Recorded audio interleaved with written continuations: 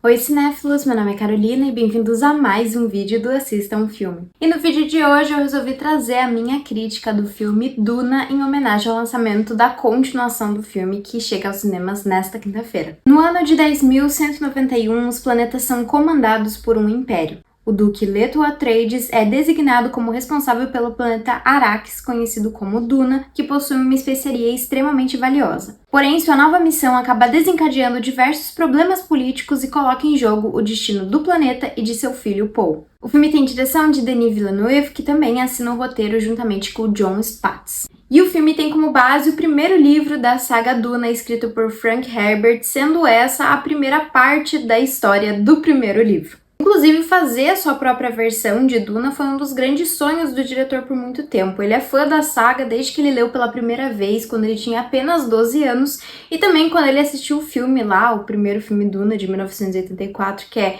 dirigido pelo David Lynch, né, que, como a maioria das pessoas sabe, teve diversos problemas criativos e não pôde realmente se expressar da maneira que ele gostaria no filme. É um filme que até hoje ele não gosta, né, mas o Denis Villeneuve gostou ali de algumas coisas dentro do filme, mas sentia que ele conseguia fazer uma adaptação mais fiel para essa história que ele gosta tanto, então sempre foi um dos sonhos da carreira do diretor. E adaptações de livros sempre são uma questão, né, principalmente quando eles trazem um universo completamente novo e que, enfim, porque você tem que agradar não só as pessoas que leram o livro e querem algo de fato fiel, né, assim como o próprio diretor, mas você também tem que fazer com que essa história faça sentido para quem não conhece a história, né? E muitas vezes quando você tem um universo ali muito diferente do nosso, né? Quando a adaptação é de alguma coisa mais voltada para ficção científica ou fantasia, enfim, você tem que explicar certas coisas, dar certos contextos e fazer com que essa história se torne divertida mesmo para quem não tá acostumado ali com aqueles personagens e com aquele universo. E bom, eu assisti Duna pela primeira vez em 2021, se não me engano, quando ele chegou na plataforma da HBO Max, e eu vou ser bem sincera que desde que eu assisti eu não lembrava de absolutamente nada desse filme. Tanto é que eu tive que reassistir ele nesse último domingo e é até engraçado porque eu lembrava tão pouco da história que eu tinha esquecido de algumas coisas cruciais, assim, principalmente a participação de diversos atores famosos, né? Esse filme, ele é recheado de diversas estrelas e é realmente engraçado que eu não me recordava mesmo de quem tava nesse filme, quem não tava, que papel fazia, qual que era a função. Eu realmente não lembrava da história. E eu prestei atenção quando eu assisti, né? Não dá nem pra falar que eu não prestei, que eu fiquei olhando pra lugar nenhum, enfim, não, eu de fato prestei atenção, mas não me lembrava de absolutamente nada, então nesse último domingo eu resolvi sentar e assistir de novo pra me preparar pro segundo filme. E tive uma experiência completamente diferente. Sem dúvidas, a coisa que mais me atrai aqui em Duna é o universo mesmo, que eu acho extremamente interessante. Você tem brigas políticas, profecias, magias e tradições diferentes, de povos diferentes, enfim, é um universo realmente muito bem desenvolvido e cheio de camadas diferentes que se cruzam em vários momentos e acabam sendo extremamente interessantes. E eu acho tão interessante que nessa minha reassistida do primeiro filme eu fiquei até com vontade de ler os livros. Pra ser bem sincera, eu tenho um fraco por Jornadas do Herói, grande parte dos meus filmes favoritos contam com Jornadas do Herói, e então eu acabei gostando bastante, assim, da história aqui de Duna, que conta com essa mesma base e também remete a várias outras coisas que eu também gosto, como Star Wars mesmo, tanto pela questão do espaço, da ficção científica, né, tanto pelo protagonista também seguir uma jornada do herói, mas me lembrou muito Game of Thrones. E se vocês conseguem ver aqui, eu sou muito fã de Game of Thrones, então acho que ele acabou me captando ainda mais nessa segunda assistida, porque eu consegui remeter alguns acontecimentos que acontecem na série, e enfim, nos livros, com os acontecimentos que estavam acontecendo no filme. Além disso, eu acho que o filme consegue nos passar uma sensação de urgência e de importância muito grande, em parte pelas brigas políticas que vão crescendo cada vez mais conforme a história continua ali, mas principalmente pela parte mais mágica, religiosa e sobrenatural ali da trama, que acaba ganhando um espaço ainda maior na segunda parte, que lança nessa quinta-feira. Eu acho que essa coisa de profecia é sempre muito interessante e ela tem uma coisa muito forte ali dentro de Duna. Então você não só tem brigas políticas pelo governo, pelo império, pelo quem vai controlar o planeta ali, né, quem vai fazer ali o serviço, qual casa que vai crescer. né? Uma coisa que lembra bastante Game of Thrones, mas você também tem o peso muito forte de profecias, você tem personagens que têm poderes, de certa forma, e poderes que são bem interessantes, assim, e coisas que conseguem ser ainda maiores que essas brigas políticas que já são grandes o suficiente. Então, você consegue ter um senso de urgência, você consegue se importar com os personagens a ponto de ficar com medo deles morrerem, né? De você, de fato, se importa, assim, com o destino daqueles personagens. E o filme de 2021 basicamente funciona como um prólogo dessa história, onde a gente vai sendo explicado o que é aquele universo, como é que ele funciona, qual que é a função de cada um dos personagens dentro da trama, qual que é o papel que eles vão desempenhar ali dentro da história. Então, por conta disso, ele acaba sendo um filme mais devagar, digamos assim. Ele é um filme lento, em parte eu sinto que é porque o diretor não quer que a gente perca nenhum detalhe ali daquela trama, então ele faz tudo o mais devagar possível realmente pra gente conseguir entender tudo que tá acontecendo, não ficar perdido em nenhum termo, em nenhum nome, enfim, pra gente conseguir aproveitar mesmo aquela história. O que é uma coisa que é boa e ruim ao mesmo tempo. No lado positivo é porque a gente, principalmente quem não leu o livro, e aí eu já me coloco nesse lugar, porque enfim, não li os livros, a gente consegue acompanhar aquela história com muito mais facilidade. Isso deixa o filme muito mais acessível da gente conseguir entender o que tá acontecendo, o que os personagens têm que fazer. Você realmente consegue curtir mesmo aquela história e você entende, assim, o que tá acontecendo. Você entende quem são as pessoas, as peças naquele jogo e o que elas querem, enfim, deixa o filme muito mais fácil de se acompanhar. Porém, por outro lado, o filme fica lento demais em alguns momentos e rápido demais em outros, e eu sinto que isso acontece principalmente no clímax do filme. E eu vou ser bem sincera, em alguns momentos o filme me perdeu, assim, um pouco a atenção, eu tive que voltar ali o filme pra voltar ao que estava acontecendo, porque eu realmente comecei a prestar atenção em outras coisas, me distraindo enquanto eu tava assistindo. E em outros momentos parecia que eu tava assistindo um trailer do que ia ser a próxima parte ali de Duna.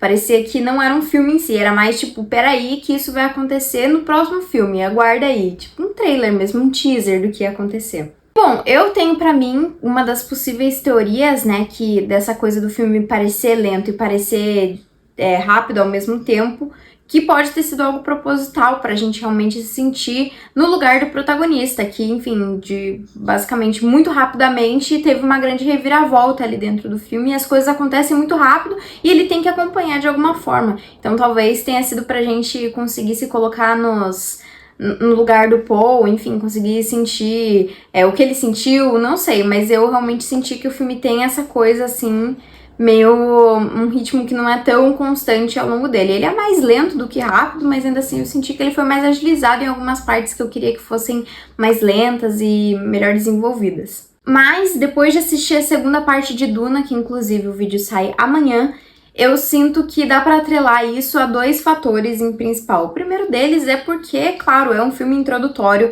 então grande parte das grandes cenas que acontecem, né, dos grandes momentos da história, acontecem agora nessa segunda parte, mas eu também acho, e isso eu digo depois de assistir o segundo filme num cinema, que tanto o primeiro quanto o segundo, eles foram filmes feitos pra se assistir dentro de um cinema, e esse primeiro, as duas vezes que eu assisti em casa.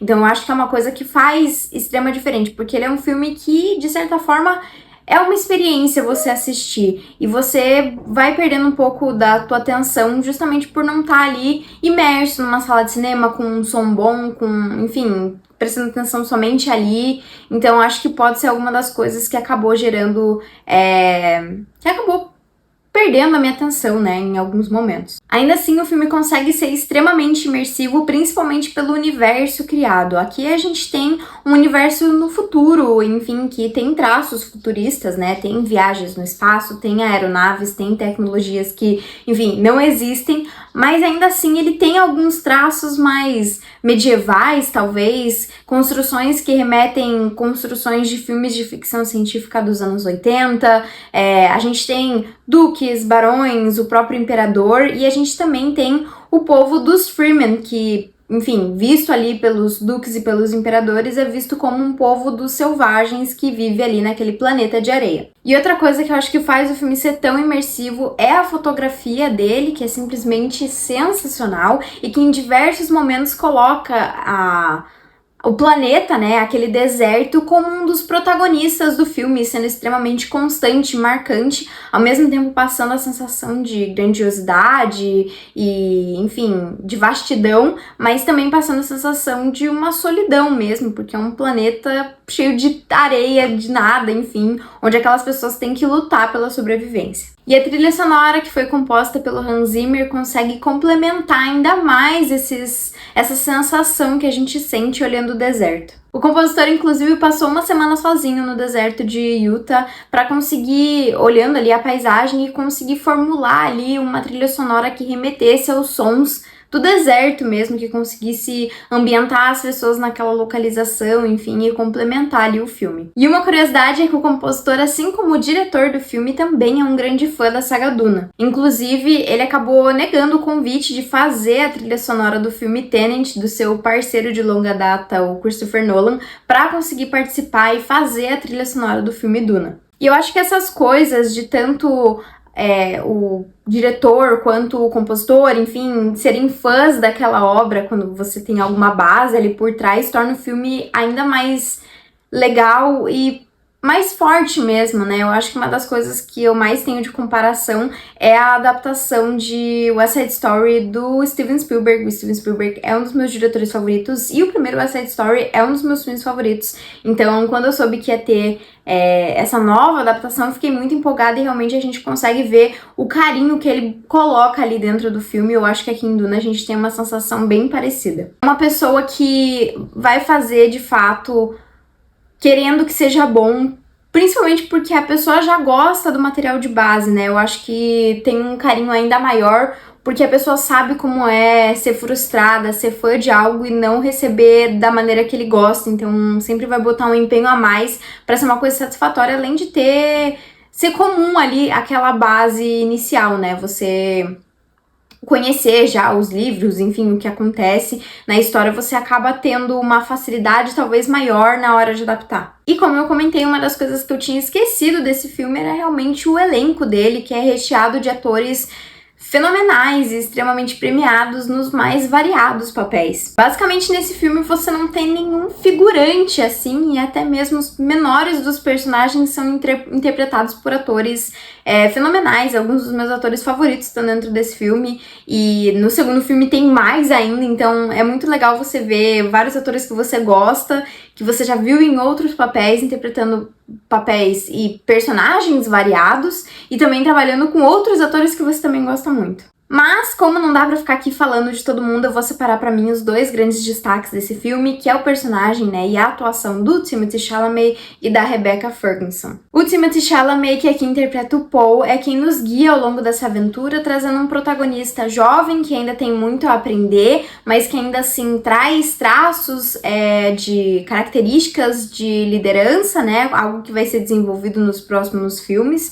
Ele é um pouco inseguro, principalmente com o seu lado mais sobrenatural, mas ainda assim a gente consegue ver que o personagem tem vontade de fazer algo, seja lutar, seja mudar o mundo, ou seja se vingar. Eu acho que ele tem um tom mais triste e sombrio do que os outros protagonistas de uma jornada do herói, o que acaba sendo extremamente interessante e que acaba nos deixando um pouco curioso pro que vem por aí. Mas eu acho que a personagem que eu mais gosto é a Rebecca Ferguson, que é quem interpreta a mãe do Paul, a Lady Jessica. E além de ser mãe do protagonista, a personagem também faz parte das Bene Gesserit, que seria uma irmandade mágica que tem como responsabilidade mexer ali na evolução da humanidade, seja para ajudar, seja para atrasar, conforme as coisas foram ditas para elas, digamos assim. Eu gosto bastante da performance da Rebecca Ferguson porque ela consegue trazer uma personagem extremamente interessante e ao mesmo tempo misteriosa, que em momentos se mostra mais frágil e preocupada como uma mãe, e em outros, principalmente quando ela age ali a favor da irmandade a qual ela faz parte, né, quando ela usa os poderes dela, ela se mostra muito mais corajosa e forte. No geral, o filme é muito bom e é uma boa introdução ali pro universo de Duna, apesar dele ficar cansativo em alguns momentos. Mas eu acho que ainda assim o filme cumpre o seu propósito, ele consegue se tornar interessante, consegue cativar quem tá assistindo e consegue deixar com aquele gostinho de quero mais, aquela sensação de eu preciso saber mais, eu preciso conhecer mais esse universo. Bom, e pra mim esse filme tem uma nota 8 e ele tá disponível na HBO Max. Mas não foi isso, pessoal. Se você gostou do vídeo, não esquece de curtir, compartilhar e comentar o que você achou da primeira parte de Duna. Também comentar quais são as suas expectativas para a segunda parte. E também comentar aqui embaixo qual que é a sua adaptação favorita, seja, enfim, de um livro ou, enfim, um remake, talvez, favorito no cinema. Então foi isso e até o próximo vídeo.